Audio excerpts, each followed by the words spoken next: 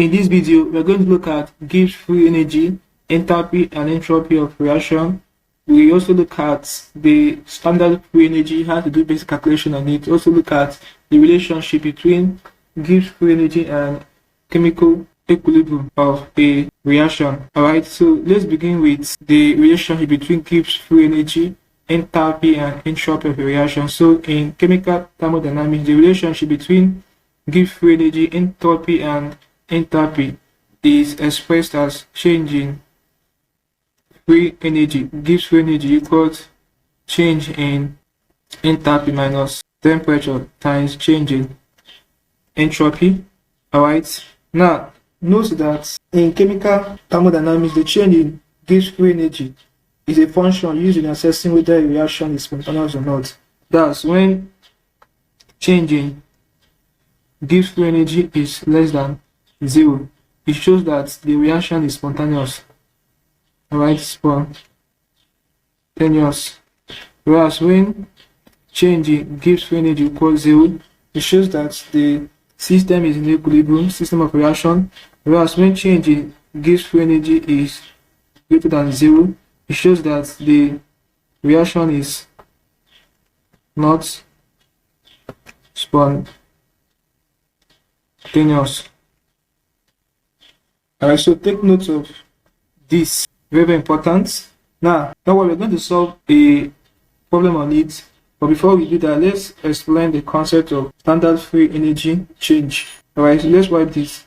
Okay, so standard free energy change, thus this is how it is represented, can be calculated using sum of products of standard free energy of formation. That is how you represent it.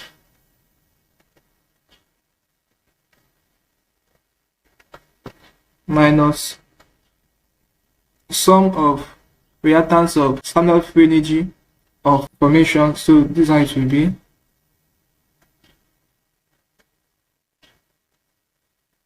So we have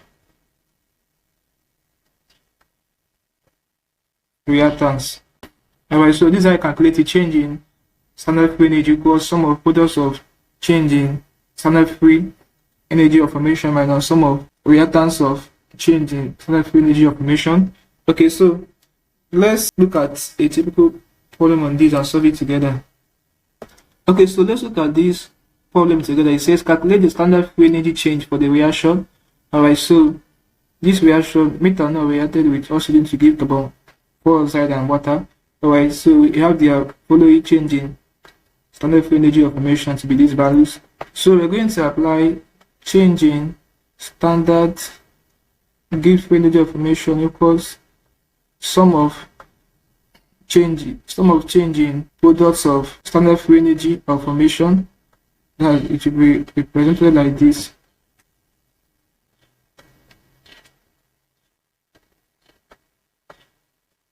Minus this sigma sum of change in reactants of standard free energy of formation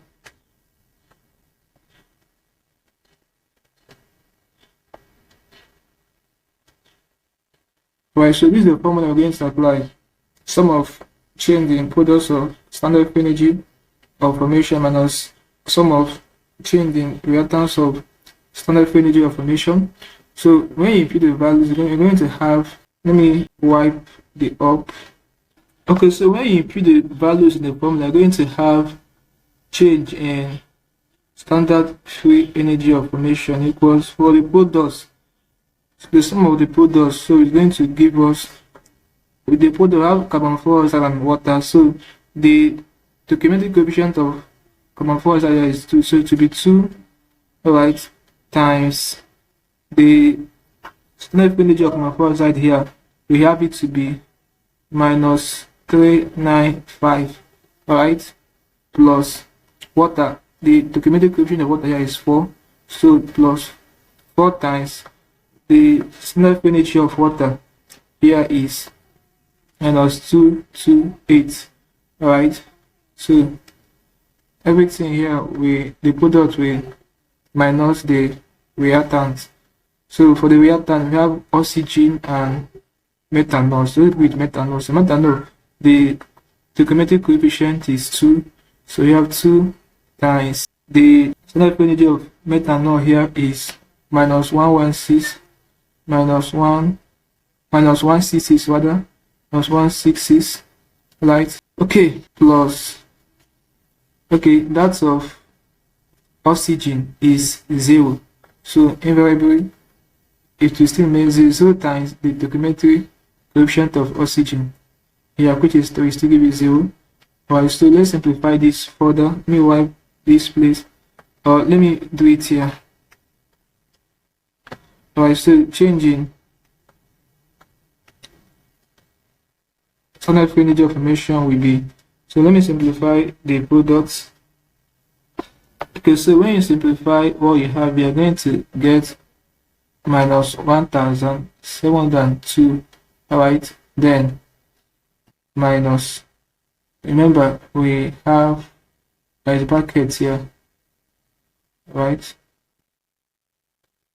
So there is minus in between these products and reactants. Right, let me simplify that one. Okay, so 2 times minus 166 will give us, so put in brackets, minus 332. So minus times minus will be plus. So we're going to have minus 1702 plus 332. So the final answer will be, let me punch it. Okay, so I have it to be minus 1270. Right, so why do you put the units minus 1270 kilojoule per mole? Alright, so this will be the answer to this problem. Now let's wipe this and look at another problem. Alright, so look at this problem. It says the standard enthalpy change for the reaction.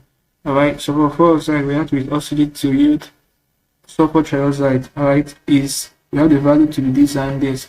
Standard entropy change is this. Calculate the change in standard free energy. Alright, so we are going to apply change in standard free energy. Alright, equals change in standard enthalpy minus standard temperature times change in standard entropy. Alright, so this is the formula we're going to apply for this. Now let's bring out the parameters. We're looking for this. Alright, so it's going to be change in standard free energy equals change in standard enthalpy. In this question we have it to be minus 196.6. Alright, minus, then since it's in standard state, the temperature will be 298 Kelvin. Alright, so that will be the temperature. So it will be minus 298 times change in standard entropy. In this question, we have it to be minus 189. Alright, so let's simplify further.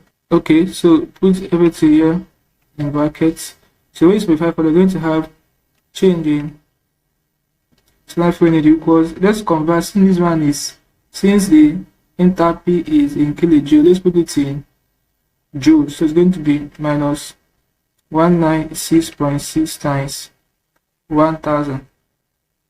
Alright, then minus 298 times minus 189.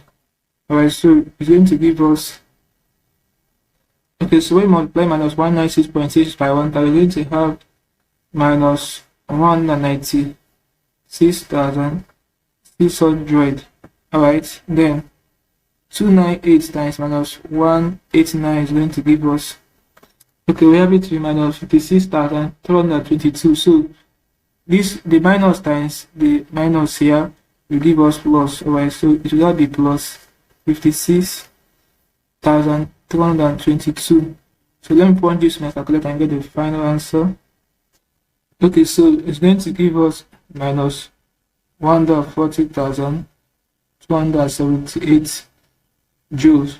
So if I leave it in kilojoule divided by 1000, so when you divide, it's going to give us, okay, so it will give us minus 140.278 kilojoule. Alright, so this will be the answer to this question. Now let's finally look at the relationship between free energy and chemical equilibrium. Okay, so the relationship between free energy and equilibrium is expressed as change in standard free energy equals minus R root C ln K. Alright, where the R is the ideal gas constant, the T is the temperature, and the K is the equilibrium constant. Alright, so let's look at the typical problem on this and solve it together so to understand it better. Alright, so let's look at this question. It says calculate the equilibrium constant for the following reaction. The nitrogen oxide decomposed to give nitrogen oxide at 25 degrees Celsius centigrade from the standard free energy for formation of the reactants and products.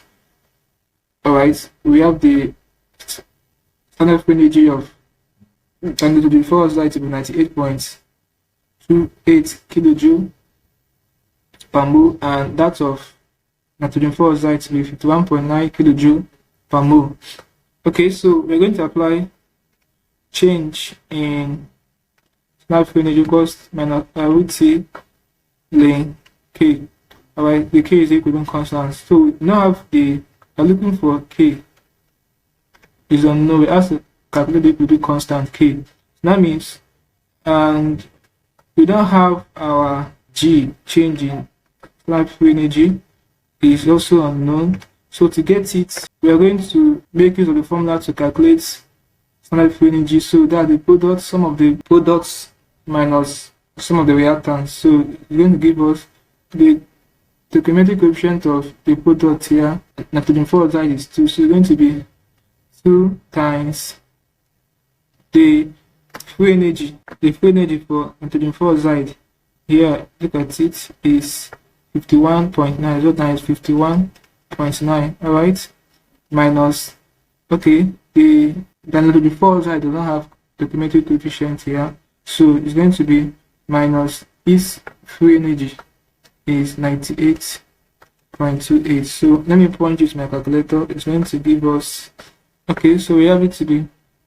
5.52, right, kilojoule per mole.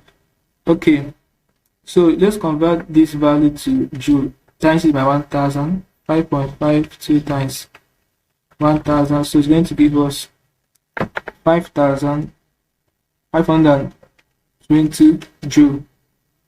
Alright, so now that we have gotten the standard value for the free energy, let's use and complete this question we are solving. So we're going to have, let me wipe the upper part. Okay, so when you input the value, we're going to have, so we have 5,520 equals minus R. Our R is our ideal gas constant, which is 8.314, alright, times, remember this is RT.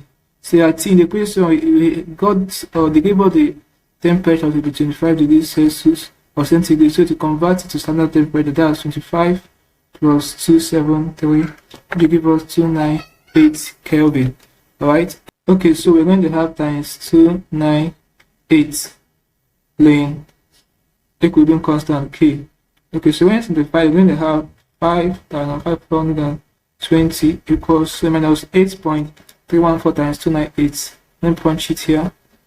Okay, so it will give us minus 2,477.572. Alright, ln K. Okay, let me wipe here below. So remember, we're going to make K the short formula, divide both sides by minus 2,477.572.